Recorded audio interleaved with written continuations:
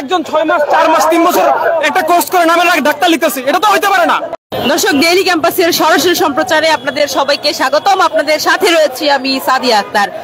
এই মুহূর্তে আমি রয়েছি হাইকোর্টের সামনে। আপনারা দেখতে পাচ্ছেন এখানে কিন্তু 5 দফা দাবি নিয়ে যারা সর্বস্তরের চিকিৎসক এবং মেডিকেল শিক্ষার্থী যারা রয়েছেন তারা কিন্তু 5 দফা দাবি নিয়ে এই হাইকোর্টের সামনে এসে অবস্থান নিয়েছে।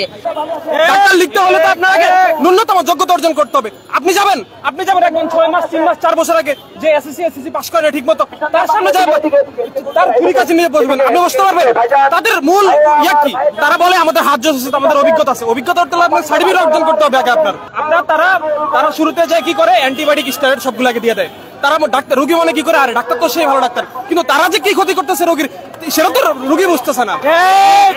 আমরা ডাক্তাররা কি করে, অ্যান্টিবায়োটিক স্টেরয়েড যেগুলো কি করে, রিজার্ভ ড্রাগ, এগুলা সর্বশেষ পর্যায়ে রোগীর উপর প্রয়োগ করে, কিন্তু তারা প্রথমে এটা দিয়ে দেয়। তারা রোগী কি মনে করে, ডাক্তার তো সে ডাক্তার। এইগুলার ফায়দা উঠায়া তারা রোগীর ক্ষতি করতেছে। দর্শক, যেমনটি আসলে শুনছিলেন, এখানে শিক্ষার্থীরা, মেডিকেলের শিক্ষার্থীরা কিন্তু তারা যে ডাক্তার এই পদবি সংক্রান্ত যে একটি দাবি নিয়ে কিন্তু তারা আজকে হাইকোর্ট অভিমুখে। আমরা একটু দফাগুলো একজনের কাছ থেকে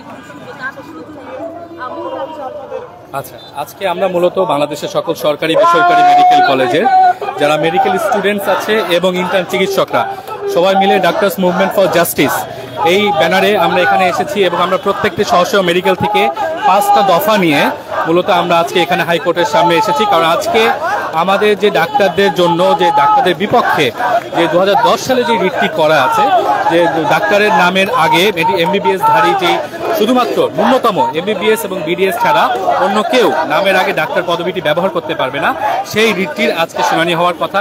সেজন্যই আমরা মূলত এখানে দাঁড়িয়েছি।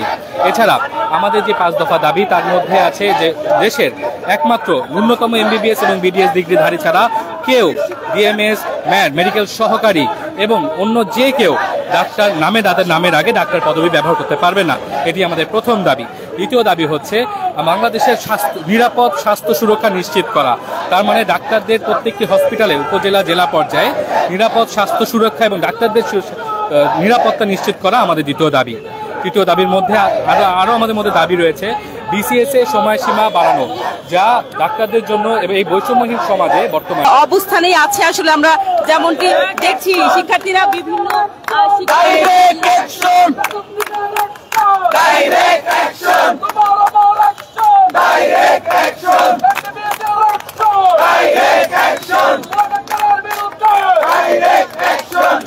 দাবি ছিল প্রথমে আমাদের এমবিবিএস এবং বিডিএস ব্যতীত কেউ ডাক্তার লিখতে পারবে না। উক্ত আইনের বিরুদ্ধে করা বিএমডিসির বিরুদ্ধে রিট 72 ঘন্টার মধ্যে প্রত্যাহার করতে হবে ও বিএমডিসি রেজিস্ট্রেশনে শুধুমাত্র এমবিবিএস এবং বিডিএস ডিগ্রিধারী ব্যতীত কেউ এই নাম ইউজ করতে পারবে না।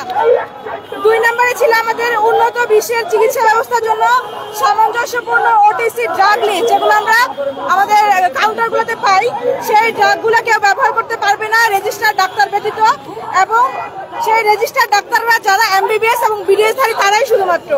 3 নম্বর ছিল আমাদের স্বাস্থ্য খাতে অনেক চিকিৎসক সংকট রয়েছে, তার দ্রুততম পক্ষে 10,000 জন ডাক্তার নিয়োগ করে সকল শূন্যস্থান পূরণ করা। এবং 4 নম্বরে ছিল সকল মেডিকেল অ্যাসিস্ট্যান্ট যে স্কুলগুলো, মেডস, যারা আসলে ডাক্তার না কিন্তু ডাক্তার দাবি করছে, তাদেরকে বন্ধ করে দিতে হবে, যেগুলো মানহীন সম্পন্ন। আর এছাড়া আমাদের যে চিকিৎসকদের যে কোনো সুরক্ষা নেই, কিছু হলে আমাদের মেডসদের দ্বারা ভুয়া চিকিৎসা নিয়ে এসে ডাক্তারদেরকে উপরে আসছে এবং ডাক্তারদেরকে যে যার মতো ইচ্ছা মারামারি করছে, এগুলো বন্ধ করতে হবে। আসলে এখানে আমরা এসে যেমনটি জেনেছি, এখানে শিক্ষার্থীরা আজকে এই হাইকোর্ট অভিমুখে আসা যে মূল কারণ সেটি হচ্ছে ডাক্তার পদবি সংক্রান্ত যে প্রহসনটি রয়েছে সেটির বিরুদ্ধে কিন্তু তারা আজকে এখানে এসে দাঁড়িয়েছে। মূলত আমরা যেমনটি দেখি গ্রামে বা প্রত্যন্ত অঞ্চলে অনেকেই এমবিবিএস ডাক্তার না হওয়া সত্ত্বেও তারা কিন্তু নিজের নামের আগে কিন্তু ডাক্তার পদবি দেন।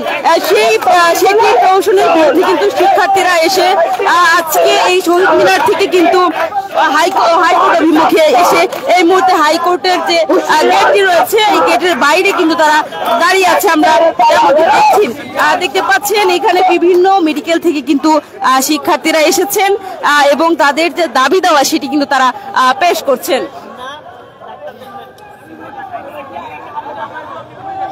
আবারও বলছি ভাইরা, অনেকেই এসে বিভ্রান্তি সৃষ্টি করার চেষ্টা করবে, বলবে যে এই স্থান ছেড়ে দিতে।